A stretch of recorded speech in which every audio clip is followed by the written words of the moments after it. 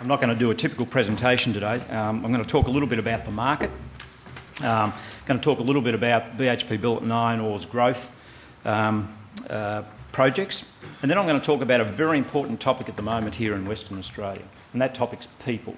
People are a constraint for us at the moment, and the people situation, attracting people and retaining people, is a core business issue for us.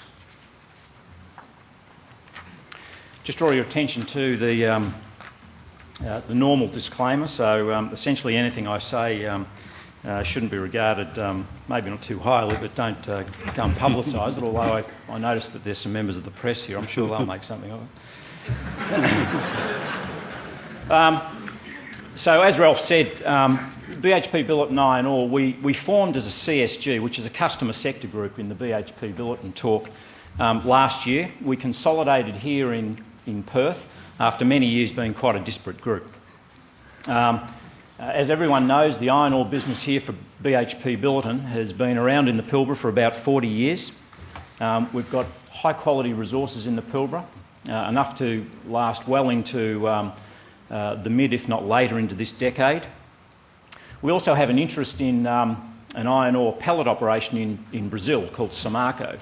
And we've been in Brazil since the early 1970s in that operation. We're looking at further business opportunities in Brazil at the moment, and we're also, like most of the major iron ore players, looking at opportunities in West Africa and in India. As everyone knows, in the past few years we've been expanding our business as rapidly as we possibly can, like everyone else. Our Western Australian iron ore operations are clearly the backbone of our business. Last year we shipped about 108 million tonnes of iron ore through the port of Port Hedland. We move about 300 million tonnes of total movement on an annual basis. We have a highly integrated mine, rail and port infrastructure arrangement. Got about 7,000 permanent and contract workers in the Pilbara at the moment. We've also got about 3,000 construction workers at any one day in the Pilbara. It's a huge multiplier effect, as you can see, on the economy of Western Australia by virtue of our activities. And most importantly for us, and I'm going to talk a little bit about this later, is that we're increasing progressively the participation rate of the Indigenous population in the Pilbara. Now this is the market piece, and this is a China story. And there's many ways to present the China story, but we think that this is probably one of the most appropriate. Interestingly, the China story started in the 1970s, so if you now go back in history and you plot the growth rates, you can actually see the point where the economy started to improve and take off. Importantly, China is currently the world's fourth largest economy and will soon overtake Germany to be the third largest. That's always a surprise to me because I never realised that Germany was such a large economy. Clearly it's the US and then Japan that are the first and second respectively. This slide shows us that currently there are about 500 million people living in urban areas in China. But this is set to change dramatically over the next decade. In fact, by 2020, almost 1 billion people will be living in urban areas in China, with almost 150 cities with population bases of between 1.5 and 5 million people. So in fact we're actually witnessing the largest urbanisation process in the history of mankind. In the iron ore business, it obviously all starts in the steel business, and one of the ways we show and get confidence of what's happening in China is to produce this, is to show this graph. And this graph is a kilograms of steel consumption per head of population plotted against GDP per capita. And it's a series of curves, and it shows the US, it shows Japan, South Korea, etc. And it shows their intensity of steel usage as the population essentially becomes more wealthy. There's probably 3 points from this slide. The blue line is the US. So you can see that the US is now in a fairly stable state with respect to steel consumption, just short of about 400 kilograms per 400 kilograms of steel per head of population. And it's been pretty flat as they approached about that $15,000 worth of GDP per head. You can see the Asian economies of Japan and South Korea and Taiwan, which have these spikes that are quite dramatic over and above the 600 kilograms of steel per head of population. And in some cases, as in South Korea, they remain high because they're primarily export economies in the steel business. The key element here is the orange piece to the bottom left-hand corner, and that's the current trajectory of China. And China has just passed the $6,000 or $7,000 of GDP per head of population, and is in that point where you start to see an acceleration or a steepening of the gradient. We're not quite sure where China will end up in this, but the mathematics is compelling. If China gets to about 600 kilograms of steel per head of population, and it's very likely that that will be the case because every developed economy has essentially gone through that point, then the mathematics say that at 600 kilograms by 1.4 billion people, that amounts to about 840 to 850 million tonnes of steel on an annual basis. That translates into well over 1 billion tonnes of iron ore being consumed by China on an annual basis. So it's quite staggering. Importantly, the yellow star in the bottom left-hand corner is currently India. So India has a way to go and clearly represents an opportunity. How does that translate into iron ore? And clearly, the pull for iron ore by China into Australia has been phenomenal. So since essentially 2001, so over the last 5 years, it's gone from about 100 million tonnes of iron ore up to well over 300 million tonnes of iron ore. This is seaborne iron ore. Clearly there is a deficit of iron ore to support the steel industry in China, which last year produced around 430 million tonnes of steel. And the missing link is in fact the Chinese domestic production, which is currently probably sitting around 300 million tonnes. And it's quite phenomenal, the entrepreneurial spirit and the commercial spirit of the Chinese, because they're turning 8% iron ore into 67% iron ore through a very serious approach to beneficiation. It's also one of the very important points for the industry going forward is just how long can China support such low-grade deposits of iron ore and in large quantities of mines. So there's around 4,000 iron ore mines in China, and most of them are underground mines. So does it represent an opportunity going forward as these diminish? Possibly. Insofar as BHP Billiton iron ore is concerned, I don't think we actually saw the boom coming, but in 2002 we'd started the first phase of our growth projects, and this was to, in fact, the establishment of the Area C and some port infrastructure capacity increase. Since 2002, we've essentially got on the books $5 billion US dollars of approved projects. Right now, we're coming to the end of our rapid growth project number 3, which doubles the size of Mining Area C, which was commissioned in 2003. So Mining Area C goes from 0 in 2003 to around about 42 million tonnes sometime in the middle of next year. It'll come on stream in the last quarter of this calendar year, so ramp up just about to start. We approved in March of this year our rapid growth project number 4.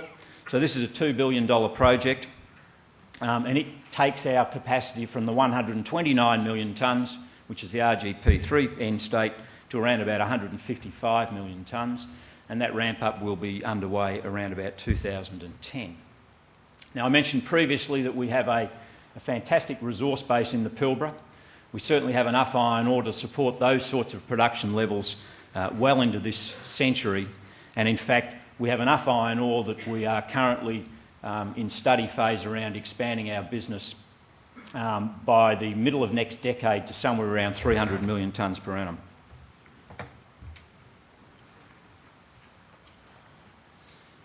Australia is extremely well placed with respect to iron ore. We have a geographic advantage insofar as our major customer base, which is Asia and primarily into China. Our resources are plentiful and they are high grade. And for all of us that have been in this business for some time, and in fact for some of us a long time, grade usually wins in this business. So we're very confident of the future in the Pilbara. The catch in all of this, and I know there's a fair, and it was mentioned, there's a fair Brazilian contingent in the audience today. Our key competitors are in fact the Brazilians. The Brazilians have some phenomenal iron ore resources in 2 locations, hard to compete with in fact. Right now the Brazilians are in fact stealing, my words, stealing Australia's market share in the iron ore business. And one of the reasons for that is that we're constrained by people. And people is an enormous problem for us, both Australia-wide and more specifically in the minerals sector.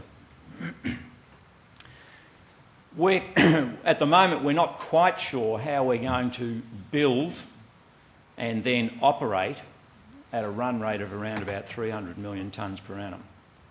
It places enormous stresses on the current workforce, and it's going to place enormous stresses on the workforce that we actually don't see existing at the moment. And certainly in the skilled area and the professional area, it's even more obvious. So unfortunately, and I left the country for about 10 years and I came back and I realised that young kids weren't going through universities, they weren't studying the hard sciences, the dot-com boom was out there, there was a sexy new world of other stuff. No one wanted to go and work in the Pilbara, they didn't want to go and work in northwest Queensland, they didn't want to go overseas and do it tough. So the pipeline dried up and we're actually paying the piper right now, which is very unfortunate for this industry because of that constraint that it's placed on us. But we're an entrepreneurial industry. We go through the booms and the busts, but we survive. And I think coming into the next 5 and 10 years, we will survive, but we're going to have to do some innovative things around people. One of the things that we've realised is that our communities, and BHP Billiton Iron Ore's communities, are essentially Newman, which was set up in the late 1960s to support the Mount Whaleback operation, and Port Hedland, which is our port site, are critical to us, but had been somewhat neglected over the last 20 years insofar as their infrastructure had been concerned, and certainly our contribution to that infrastructure, which manifests itself into things like housing. So when I came back into the industry in 2005, having not been there for about 12 years, and I saw the state of our towns, I shook my head and I said, this is not how it should be. So here we are with housing that's 30 years old and really showing the signs of stress of being in those environments for 30 years. Right now we're pumping money into our communities around housing. Over the last 10 months we've announced and we've committed to around about $340 million of expenditure on new housing in Port Hedland, South Hedland and Newman. There's about 750 units of accommodation, from flat type accommodation to houses. Our key goal here is to provide housing that is going to be sustainable into the long term and sustainable through the economic cycles. We're exploring new styles of housing, so from the traditional 4x2, 4-bedroom, 2-bathroom type houses into things like eco-villages. We're just in the process of constructing 2 eco-villages, which are essentially single-persons accommodation in Newman. The innovation that we've put into these units of accommodation is primarily around their energy efficiency. So our housing going forward will be at least 5-star in terms of energy efficiency, and in the case of the eco-village, they're 7-star units. So they've got all the fancy stuff. They've got the double glazing, they've got the low capacity air conditioning, they've got all the correct insulation, etc. So housing is what we need for our communities and we're putting money into that. and it's a key attraction and retention issue for us. When people came to a place like Port Hedland and they saw the standard of their housing, then it was quite easy to make a decision as to we don't want to be here. It's a lot more difficult to make that decision now through the efforts that we've put into our current housing program. The other point I want to talk to, just before I get on to sort of people proper, is the Indigenous participation. The Indigenous population in the Pilbara is about 12%. In fact, somewhere between 12 and 14%. In 2001, Iron Ore, BHP Billiton Iron Ore, made a decision to increase the amount of direct Indigenous employment in our operations to 12%. So coming from a very low base, I think it was probably in sort of 2 or 3% to 12% in a 5-year period. And we're now hoping that we can get that to 14% by 2012. So this is our direct employment. Total workforce at the end of last fiscal year, in fact, was 9.1%. We've put an enormous amount of effort into this over the last 12 months. We've had particular targeted programs, and our direct employment is actually at 9.6%. So we're very proud of that. We've also instituted a policy of positive discrimination for Indigenous contracting companies.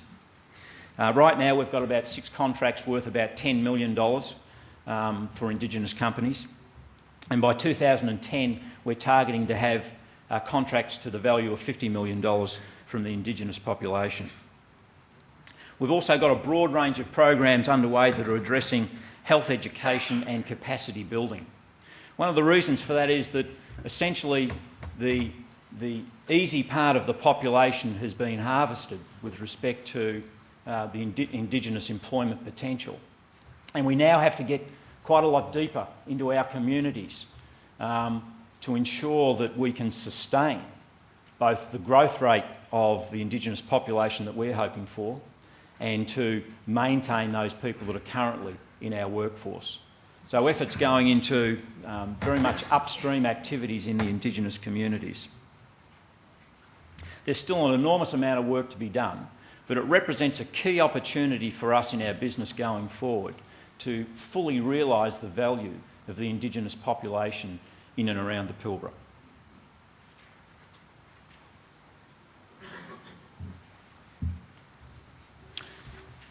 People generally, as I spoke, is an issue for us. It's an issue for everyone in this industry at the moment. It's a national issue, so both state and federal governments are involved, and it's very likely to have an impact on the national growth rate if we can't do something about this dearth of skilled labour. We're working, as I said, around across our operations with our Indigenous population, and we're also working with our mainstream workforce, and I'm going to talk about that in a moment. We're also working across our expansion projects. We've got about 3,000 people building stuff at the moment, and these people aren't necessarily our employees. They come out of the contracting fraternity, but it's an issue for them to attract skilled people to construct facilities. We've done work in the Indigenous population to help support our construction activities, and we generally run about 5% Indigenous participation in construction. Very hard to get those levels higher because the skills, the trade skills, just don't exist. We're working with the state and federal government at the moment on the promotion of 457 visas, which gets beat up as being something that's quite easy to do, but believe me, it's actually something that's quite difficult to do. And we need more support from both the, not so much the state government, but we certainly need more support from the federal government. And we're looking just not at the categorisations in the 457 process, which allow us to bring in skilled people. We're looking for that next layer down, which are some of the semi-skilled people, people like scaffolders, for example. You just can't get them here in Australia anymore. So we're struggling a little bit to get down into that next categorisation. So we're working with the federal government on that. And as I said, it's an equally tough market for permanent employees. So what I'm going to do is spend the remainder of this presentation on the part that I like of our business, and that's the people part. Back in 2005, the Iron Ore Group did a survey So about 770 people were surveyed. It was a behavioural survey, and it produces this round thing which is called a circumplex. And the circumplex is a behavioural profile, and it's great because it's got colours, so it's not too difficult to understand, albeit there's some words on it. Essentially, red means bad. Red is oppositional, likes to have power, and this is about people, right? So oppositional, power mongers, perfectionistic, etc. Green is also not so good. Green is an avoidance behaviour, so it's the glass half empty behaviour. I don't want to do that because. It's an avoidant behaviour. It's a very conventional behaviour. And a little bit up the top of the third segment is blue. And that's blue behaviour. And in BHP Billiton Iron Ore, if you talk to people, they talk about you're not being blue in this conversation. And when they say that, they mean you're not being achievement oriented. You're not being humanistic. You're not being encouraging. So that's blue behaviours. So we did this survey, and here's the result. We also did it in our coal operations, and it's a carbon copy. And I dare say that anyone in the mining industry that did this same survey, you'd end up with the same result. I personally don't believe this is how this industry should function. I don't believe that the current and future generations are in fact going to allow this sort of behavioural profile to be sustained into the long run. Now, clearly any change program, and we are in the midst of a 5-year cultural change program in BHP Billiton Iron Ore, starts at the top, and it starts with me.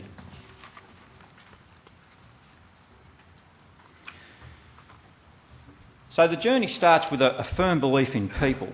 We're working with a local company here called Modal, and we use this profiling tool which comes out of a group called Human Synergistics. And it is a cultural program. And I've read a lot of books on culture, and I've heard a lot of people talk about it, and the best description of culture for me is it's how we do things around here. So that profile is how we do things in our organisation. How is culture manifest? It's actually manifest in behaviours, it's manifest in systems, and it's manifest in symbols. So we've developed a program that progressively tackles all of those issues. In the beginning, we're focused on 3 main areas. We're focused on our leadership. As I said, it starts at the top, it starts with me. We're focusing on engagement, which is across all levels in the organisation. We've been traditionally a siloed organisation. We've got the mine, we've got rail, and we've got the port. We can't function like that anymore. And it's focused on building functional and cross-functional teams. We went back and did what everyone does, or we already had. We had the vision statement, we had the mission statement, we had the purpose, we had all that stuff. And we sort of carried out a straw poll of the existing vision and mission, and no one could describe it. No one knew what it was. So we threw it out and we said, listen, we need to do something different.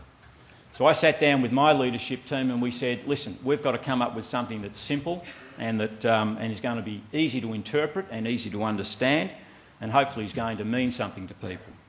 So we came up with some fairly simple vision and purpose statements, but most importantly we came up with some critical success factors, which is in the bottom right-hand corner. And we measure our business through our business planning process through these critical success factors. So it's about being one business, not a siloed business. It's about safety, which for us is zero harm, and inside of that is the environment and community as much as safety. It's about engaged people. It's about excellent operations, and it's about our market focus. We wrap this into the values of the organisation. So BHP Billiton has a fairly clear value set, so we didn't want to reinvent the value set. So essentially we lifted the values from the BHP Billiton Charter and said we'll use those for iron ore. So we're not trying to convert people to a new set of values. So the first step in that was to cascade the vision and values.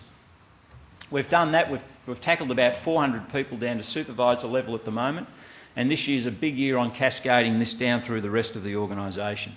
There's a DVD involved. I made a DVD with Ernie Dingo, which talks about, it's a bit humorous, but it gets the message through. It talks about vision and values. And this is a key part of our induction process. Individuals have taken up their own profiling, so down to superintendent level and some layers below. People have had their own profiling done and have their own circumplex. So they actually know who they are from a behavioural perspective. A very large portion of our manager and superintendent workforce are being personally coached around their behaviours. And importantly, from a symbolic perspective, we've changed the look of our magazine. We had a magazine called the Iron Chronicle, which was seeded some 20 years ago, and it just needed a bit of a refresh. So we thought, listen, let's invent something new. Let's align it around our critical success factors. And so we have. And we've now got a magazine called AusIMM that comes out every month, and it's aligned to these critical success factors and is very people-focused. Leadership. We had a leadership program which was okay, but it didn't really have any hard connection to the business. So we've reinvented our leadership program. It's in 4 levels, and it starts with vision and values. It talks about blue behaviours and observations. One of the things we do in our group is we observe one another against the behaviours, and we write things down, and then we provide the individuals with feedback. So people that directly report to me give me feedback around my behaviours in meetings or ad hoc. So that process is going on, this continual learning process is going on in our organisation, because we do need to change our behaviours. So this leadership program cascades upwards, and where we need to pull on the BHP Billiton training approach, we do. So it's a very structured process, very important process, and it has a very firm behavioural root to it. We introduced some challenges. One of the things I love is challenges, and back in 2006 we'd set a budget which was a little aspirational, in fact very aspirational, around some production targets, a little bit naive more so than aspirational. So we were heading for a real crash. This was the last quarter of our fiscal year, and we were heading for a train smash, so to speak. And so we challenged the organisation. We said, listen, we've budgeted 29 million tonnes shipped. That's what we've got to do. The best we'd done up until this stage was about 26.5 million tonnes shipped. We had some new infrastructure coming on stream, but that wasn't going to do it for us. So we mobilised everyone in the organisation. We created some cross-functional teams. We started to think a little laterally, and we embarked on this challenge. So the challenge lasted for about 4 or 5 months. We missed it by about 500,000 tonnes. But by far and away the best effort we'd ever put in the organisation over its history, and was a turning point insofar as the ability of people to mobilise themselves, to think collectively about solving problems, and more importantly getting on with it without too much complaint. Last year we introduced another challenge, and that was to ship 2 additional ships per month. And a shipload for us is about 160,000 tonnes on average. We didn't meet that challenge. We didn't completely achieve that challenge. We had a fairly rough cyclone season. Cyclone George was a direct hit on Port Hedland, so we got a little bit bumped. But notwithstanding, the amount of effort and the amount of proactiveness that people put in around this challenge was absolutely fantastic. In all of this, you need to encourage people, you need to recognise people, you need to reward people. So we've beefed up our reward and recognition program. We've put some jazzy things around a race car and going the journey, insofar as this is a sort of a race to the end, but it's got to be a safe race. So all this started to come out in our communication to our workforce. So what does it all mean? We had 6 people that were recognised by their peers in the organisation, and we took them off to the Melbourne Grand Prix, and they had a great time. And we're recognising on an ongoing basis the achievements of individuals within work groups. So traditionally, for example, we rent a box for the football, and I used to go a lot, and to entertain people, politicians and bureaucrats and all this sort of stuff. So we said, look, maybe we need to change that. Maybe we need to start recognising our people a little bit more. So my direct reports now nominate people in their work groups, and we bring them along to the football on a weekly basis, just as a small part of us saying thank you. So reward and recognition in any of these cultural change programs is enormously important. So how are we going? My work group, my executive leadership team, this is our profile back in September 2005. I mean, it's even less blue. It's a pretty senior group of people, so it was even less blue than the total organisation. And a lot of red. You can see the perfectionistic streak, the big long red one, and a lot of green behaviour, a lot of avoidance, conventional behaviour in my leadership team. We didn't like this profile, but it was quite clear from our behaviours that this is exactly how we behaved. Now, as I said, this is a journey. This is a long-term journey. No cultural change program happens overnight. So we resurveyed ourselves in August 2006. We're just about due to do another one, so there's about 12 months of sort of missing improvement. But over the 12 months between the first one and the second one, we'd actually changed our behaviours to this.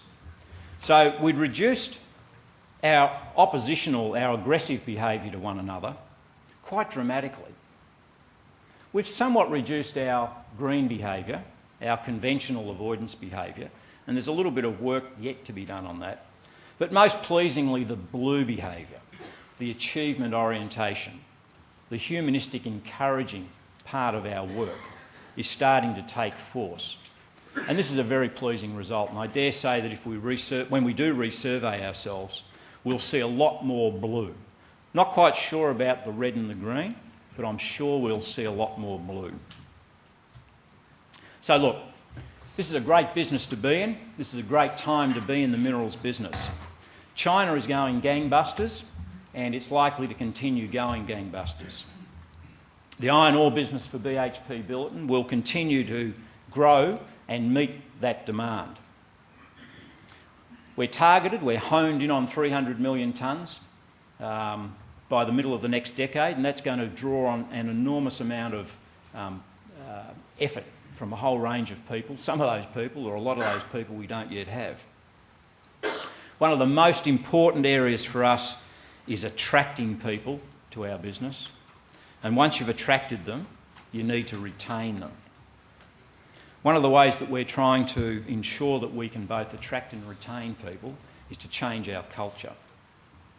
We're about 1.5 years into a 5-year journey, under no misconceptions that it'll be tough to change a culture that's 30-odd years old, but we're determined that that's what the current generation, and certainly the future generations, are going to demand of us. So thanks very much for your attention. Hope you have a great conference, and we'll see you around.